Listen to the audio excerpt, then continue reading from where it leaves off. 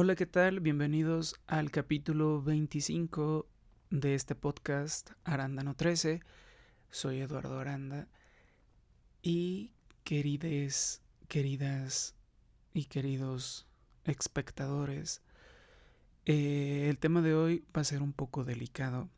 Entonces voy a estar usando eufemismos que recuperé y que voy a estar eh, tomando prestados de la famosa youtuber española Soy una pringada, para las historias, para las 3 historias que voy a contar hoy, porque son de violines. Las historias que voy a contar hoy son de violines de 4 cuerdas, eh, o sea, hace actos no consensuados a la fuerza, ya saben a lo que me refiero, liguen la idea, violín, acto no consensuado. Entonces voy a empezar con una historia de violines de 4 cuerdas que encontré en Reddit. Es un post anónimo. Quería empezar abriendo con esta historia y posteriormente voy a narrar 2 historias que me mandaron 2 seguidores. Si alguien tiene dudas al final de yo como misa aquí, si alguien tiene dudas, puede dejarlo en la caja de comentarios y yo hoy les voy a contestar respecto a las palabras que usé. Entonces voy a usar violín de 4 cuerdas para esa palabra que no puedo decir acá, porque si no, ya saben, YouTube es muy delicado. Y si hay alguna otra palabra como archivo PDF, ya saben qué significa. ¿Qué otro eufemismo? Bueno, eh, si surge otro, voy a aclararlo en el momento en el que esté narrando la historia. Voy a hacer una pequeña pausa y voy a decir, espero que eso no suceda para que no mate la vibe de la historia, de la atmósfera. Pero bueno, vamos a empezar con la primera historia. Durante toda mi infancia sufrí maltrato físico y golpes constantes. Además, entre los 9 y los 11 años aproximadamente, me hicieron violín de 4 cuerdas. Podría decirse que empezó cuando tenía 8 y las últimas veces, más esporádicas, ocurrieron a los 12 años. Mis padres estaban divorciados. Yo vivía con mi papá, mi madrastra y mi hermanastra menor. De hecho, el embarazo de mi hermanastra fue la causa principal del divorcio. Al principio vivía con mi mamá, pero no me sentía a gusto ahí. Los golpes seguramente tuvieron que ver con eso. Eran constantes, así que me mudé con mi papá y su nueva familia. Él también me pegaba, pero para entonces ya no veía sentido cambiar de casa otra vez. Era lo que había. Mi papá vivía en la ciudad y mi mamá en el campo, cerca de la casa donde él se crió y de la de mis abuelos paternos. Yo iba a visitarla en vacaciones escolares, fines de semana largos y fechas similares. Cuando tenía 8 años, ella empezó a manipularme y al año siguiente aquello se volvió pues abiertamente.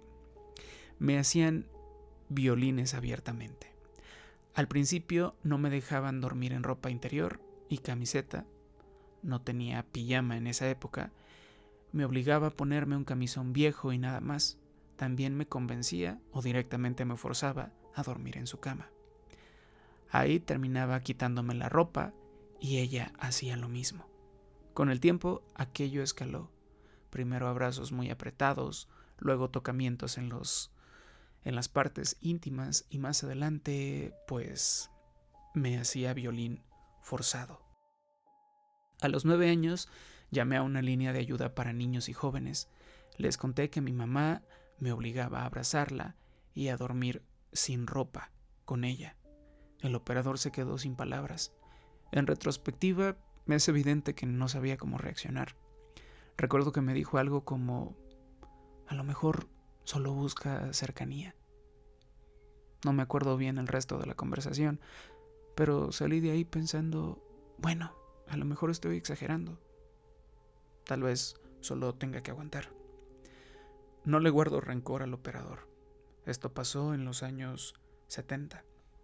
Y en esa época la idea de que una mujer, y menos una madre, pudiera hacer violín de 4 cuerdas a un niño, y más si era su hijo, simplemente no existía. El violín de 4 cuerdas era algo que en el imaginario colectivo solo hacían los hombres con gabardina. Otro detalle, la casa era una antigua casa rural sin baño interior. Ella tenía un orinal junto a la cama, cubierto con un periódico.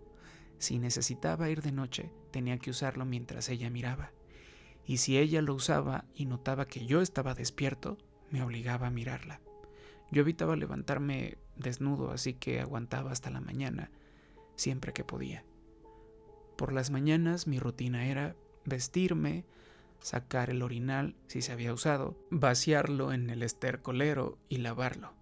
Subirlo de nuevo al dormitorio, bajar a la cocina por la llave del cobertizo letrina, cruzar el patio, abrir un candado que me quedaba alto y por fin poder ir.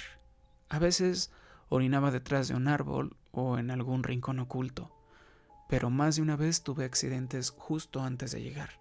Como no había muchos vecinos, seguía jugando con los pantalones mojados e intentaba secarlos al sol. Claro que ella se enteraba, sobre todo a la hora de comer. Me regañaba y en ocasiones me daba nalgadas, aunque no tan seguido como se esperaría dado su comportamiento general. Creo que su relativa tolerancia tenía que ver con lo que pasaba por las noches entre nosotros. Me repetía que ya era mayor para esos accidentes y que debía usar el orinal. Cuando íbamos al mercado del pueblo cercano, siempre me preguntaba si necesitaba ir al baño. Aquello, paradójicamente, me provocaba más ganas. Ya de por sí me angustiaba orinar en público y esa pregunta lo empeoraba todo.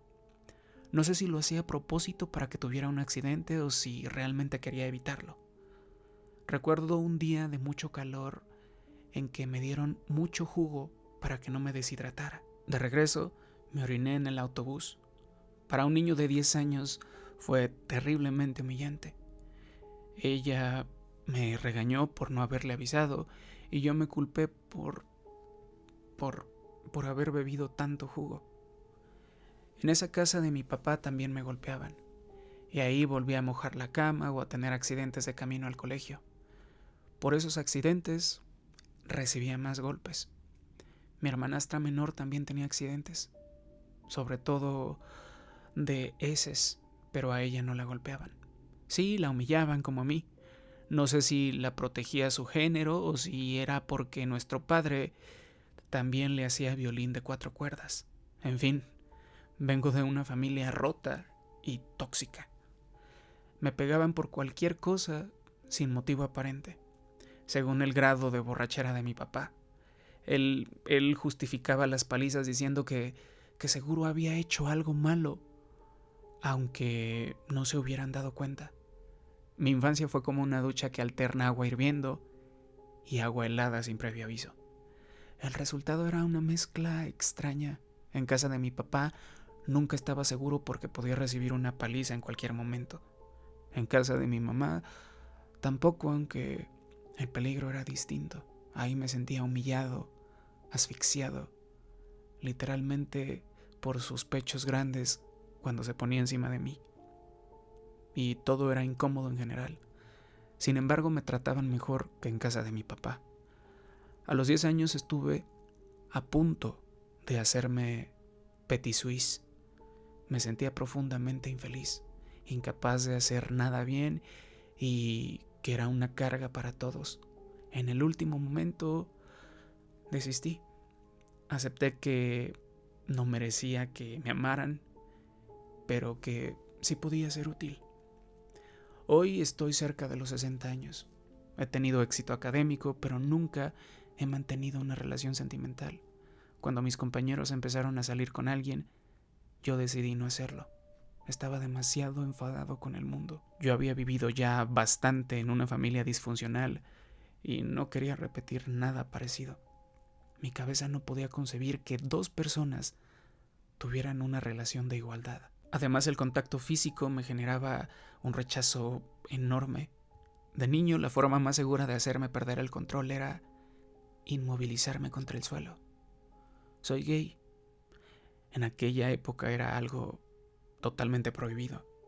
Si me hubieran descubierto, las consecuencias habrían sido graves. Aunque a principios de mi adolescencia ya no era ilegal, seguía considerándose una enfermedad.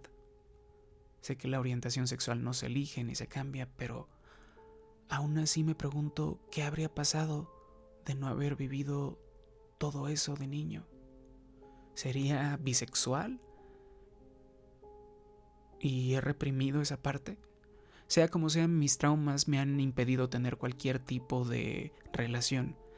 He ido a bares gay y lugares de cruising, pero no puedo mantener una relación sexual formal. O alguien tendría que forzarme, cosa que no quiero, o yo tendría que forzar a alguien más, cosa que tampoco quiero. Además, hace años perdí el intestino grueso y el ano por un cáncer. Ahora tengo una ostomía permanente. La cirugía también me dejó cierta pérdida de sensibilidad en el lado izquierdo. Así que todas estas cuestiones sobre mi sexualidad son puramente teóricas. Estoy solo, anhelo el contacto humano, pero al mismo tiempo la sola idea me produce escalofríos. He cumplido con creces mi objetivo de ser útil, pero ahora siento que ha pasado mi fecha de caducidad. He ido a terapia y me ha ayudado muchísimo, aunque actualmente no puedo pagarla. Siempre he sido bueno compartiendo emociones. No pienso en esto las 24 horas del día. Aún tengo disociaciones y flashbacks ocasionales. Me cuesta recordar mi infancia como algo continuo. Durante la terapia, el recurso que usé fue escribir todo lo que recordaba. Poco a poco vi cómo encajaban los fragmentos y encontré pruebas externas que lo corroboraban. Es como construir un jarrón roto. No queda perfecto, pero los pedazos encuentran su sitio. No confío del todo en las personas. Me abrumo fácilmente en lo personal. Tiendo a asumir toda la responsabilidad y a culparme cuando algo sale mal. En cambio, funciono muy bien en entornos de alto riesgo. He ayudado en Ucrania, sin entrar en detalles, y también en los Balcanes durante los años 90. Tampoco entraré en detalles. En situaciones de estrés extremo, mantengo la calma. Si parece que me contradigo, no es así. En lo personal, evito el conflicto a toda costa. Procrastino y me falta energía. Cuando se trata de ayudar a otros, soy implacable y hago lo que haga falta para lograr mi objetivo. Vamos con la segunda historia. Esta es historia de un seguidor. Lo siento muchísimo. Me la mandó ayer y espero que esto te sirva como, pues, una válvula de escape para sentirte mejor. Ayer cometí uno de los peores errores de mi vida. Tuve relaciones con un señor que acababa de conocer. Él tenía casi 15 años más que yo. Yo soy menor. Me llenó de promesas, de ese típico discurso seductor que prefiero no repetir.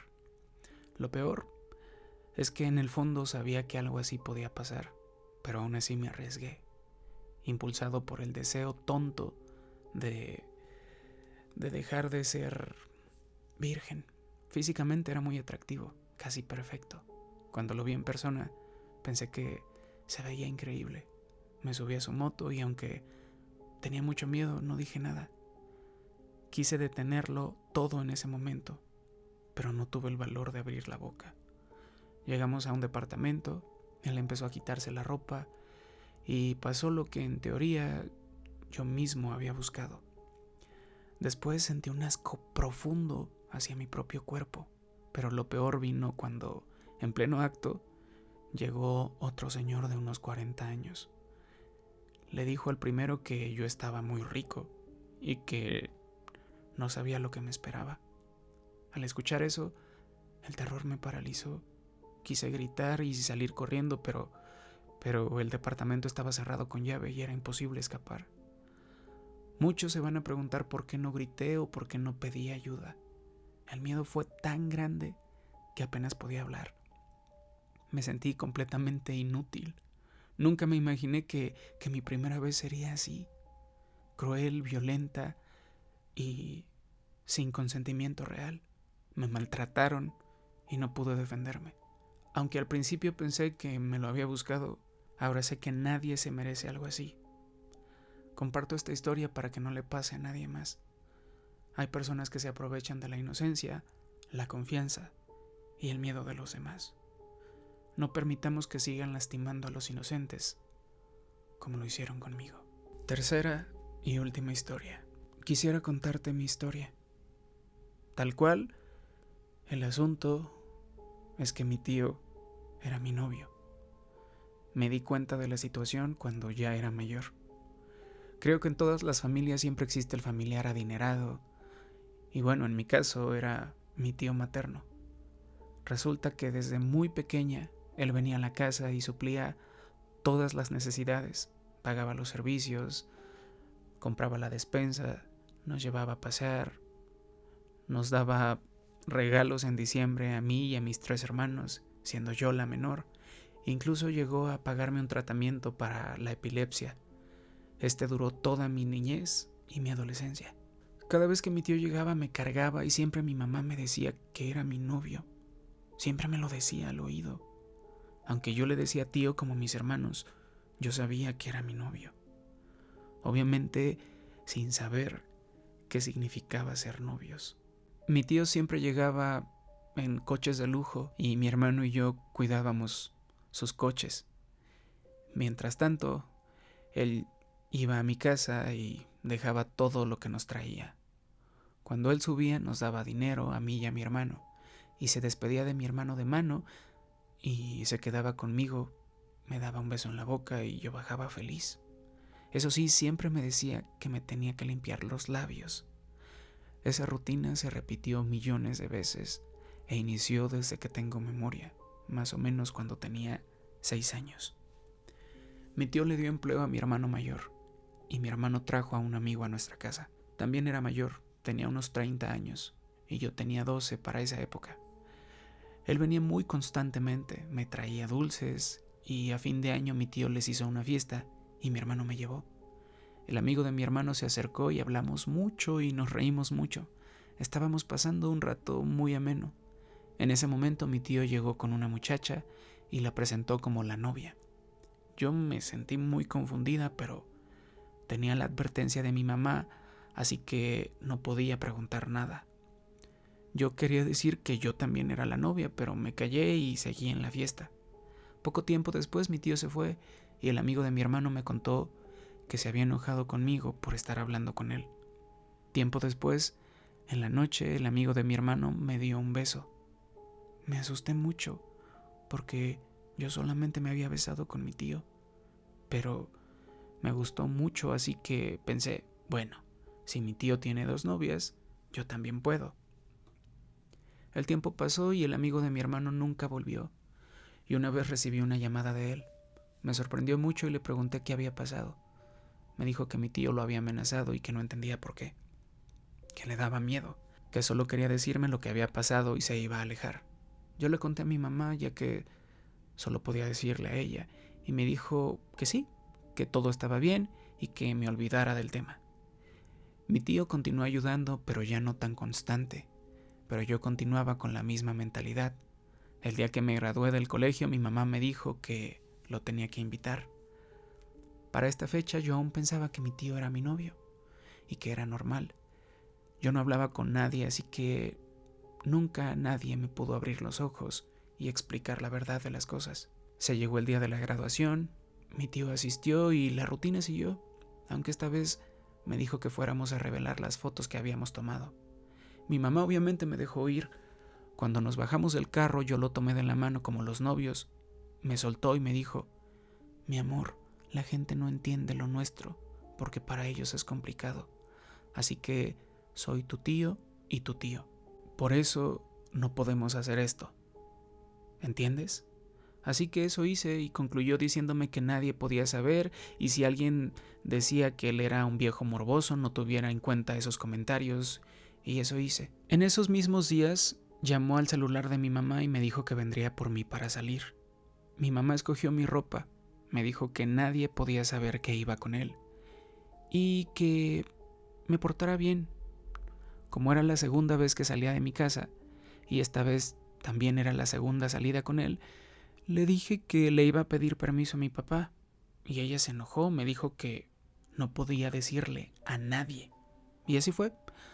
Como siempre lo hice, fui en silencio y asentí con la cabeza. Llegó el momento, mi tío llegó por mí y fuimos a comprar el almuerzo y nos fuimos para su apartamento. Cuando llegamos, le dijo al portero del edificio que yo era la sobrina. Yo le dije que no y él sonrió y le dijo no le haga caso, obviamente es mi sobrina. Llegamos a su apartamento y estaba la señora que hacía el aseo. Me presentó como su sobrina, almorzamos los tres, le pagó y le dijo en voz baja: vamos a subir a la habitación, por favor no suba, retírese. Esa fue la primera vez que tuve miedo y que pensé que algo malo iba a pasar. Luego intenté yo misma tranquilizarme, ya que toda la casa estaba llena de santos, así que recordé que mi mamá me decía que era un buen hombre católico. Subimos a la habitación y estaba encantada y sorprendida por tanto lujo. Me dijo que él quería comprar una casa para mi mamá y se iba a hacer cargo totalmente de ella y de mi familia, que me daría una carrera profesional, un carro y todo lo que yo quisiera solo si aceptaba ser su novia. Así que le dije, pues ya lo somos, ¿no? Y continuamos viendo la tele, hasta que empezó a besarme diferente, más apasionado, y comenzó a quitarse la ropa y a quitármela a mí. Cuando lo vi desnudo me asusté. Me dijo que no me asustara, que eso era lo que hacían los novios. Me asusté mucho, quería llorar, porque yo no sabía qué era ser virgen. Y me dijo, su mamá no me dijo que usted era virgen. Así que me explicó todo lo de la sexualidad. Yo me quedé súper asustada.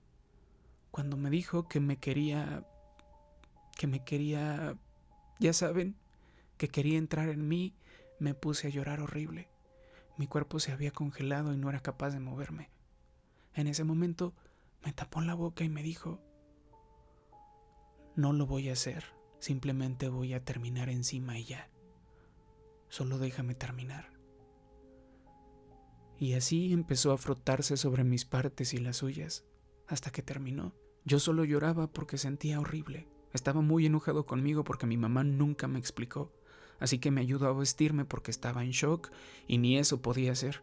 Me llevó en su carro, me bajó en una carretera muy oscura, detuvo un taxi y le dio un billete de 10,000 y la dirección de mi casa, y me dijo, dígale a su mamá que no hicimos nada. Yo estaba llorando todo el camino y así llegué a mi casa. Cuando le conté a mi mamá, solo se reía y me decía, usted es una boba, ¿cómo es posible que no sabía que iba? Yo no quería una boba, ahora usted y yo perdimos todo por su culpa. Así que solo lloré hasta quedarme dormida. Le dije a mi papá que estaba con dolor de cabeza por la epilepsia. Mi tío no volvió a aparecer hasta que yo cumplí 20 años más o menos. Yo estaba en la iglesia con mi mamá y fue en la predicación cuando me di cuenta de todo lo que había pasado. Me asusté un montón y miré a mi mamá súper asustada y ella solo sonrió. En ese momento me di cuenta que había sido violín de 4 cuerdas y que mi tío era un archivo PDF. Cuando salimos le pedí explicación de todos los años que me tuvo engañada. Yo estaba histérica y desconsolada, pero su respuesta me dejó fría. Me dijo, usted fue la boba, es usted la que hizo caso, además nadie le va a creer a usted, entienda. Así que le creí. Lloré mucho y quise desahogarme con alguien, pero sentía que nadie me iba a creer. Hace poco me encontré de nuevo a mi tío. Yo tengo 32 y él tiene 70. Me dijo, mamita, su mamá me lo entregó en bandeja de plata. Su mamá me la vendió por techo y comida. Yo solo soy un hombre que cayó en sus encantos. Llorando le dije, tío, yo tenía 6 y usted 44. ¿Cómo es posible que nunca me hubiera explicado? Yo no sabía, viví engañada toda mi vida. Y me dijo, su mamá manipuló su mente porque sabía que usted era muy débil. Al llegar a mi casa lloré mucho, pero no le reclamé a mi mamá. Solo le dije que me había encontrado con mi tío, bajó la cabeza y se fue. Hoy día me operé para no tener hijos y vivo con esta cruz. No veo a mi mamá, ya no veo a mi mamá y a mi tío con los mismos ojos. Gracias por recibir mi historia. Fue toda una terapia escribirla. Estoy en shock. No puedo creerlo. Sin palabras, en serio. Pues estuvo llena de violines de 4 cuerdas y de archivos PDFs este episodio. Ay, no. Qué tristeza. Tristeza porque tristemente siempre es en tu familia. Tristemente siempre es en tu familia, querida audiencia. Bellas. Y güey, no entiendo cómo teniendo 4. Ay, no. Digo, 6 y 44. Es muy triste. Pues, si tú me estás escuchando, la que me mandó esta historia, porque me la mandaron hace poco, te mando un abrazo. Gracias por confiarme tu historia, por dejarme contarla en este espacio. Y sobre todo, qué bueno que fue una terapia para ti escribirla. Te mando un abrazo. Me despido de este episodio, de este triste episodio. Les mando un abrazo. Esto fue Arándano 13. Yo soy Eduardo Aranda. Gracias. Les mando un besito a todas. Y gracias por escucharme. Bye.